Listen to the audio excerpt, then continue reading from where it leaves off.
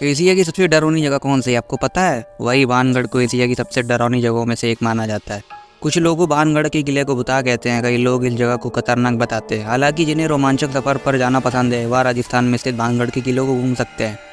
भानगढ़ किले को देश के सबसे प्रतिवादित जगह घोषित किया गया है। शाम होने के बाद किले में रहना प्रतिबंधित है। चलिए जानते हैं भानगढ़ के किले क्यों कहा जाता है सबसे रहस्यमयी। भानगढ़ के किले का सफर। भानगढ़ का किला राजस्थान में स्थित है।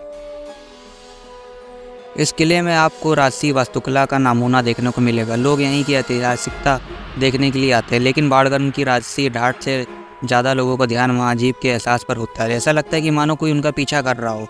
एक खास बात यह भी है कि अपने अंदर डरावने एहसास को छुपाए रखे इस किले में लोग लंबे समय तक ठहर नहीं पाते।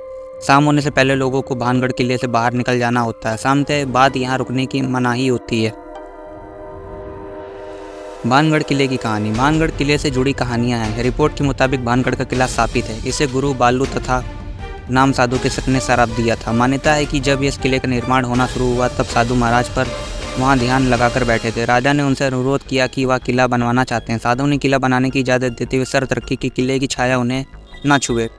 राजा हामी भर दी, लेकिन जब किला बनकर तैयार हुआ तो उसकी छाया साधु पर पड़ गई। इससे नाराज होकर साधु ने श्राप दे दिया। कहा जाता है कि साधु के श्राप से पूरा गाँव नष्ट हो गया था।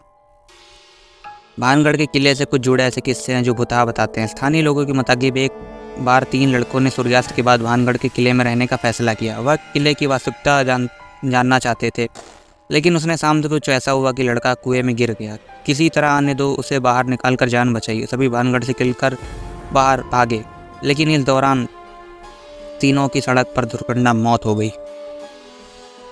इस तरह किस्तों के बाद भानगढ़ के किले अंदर रात में रहना प्रतिबंधित है। SI यानी भारतीय पुरातत्व सर्वेक्षण एक बोर्ड लगाकर चेतावनी दी है कि भानगढ़ किला परिसर में सूर्यास्त के बाद से सूरज उगने तक न रह जाए।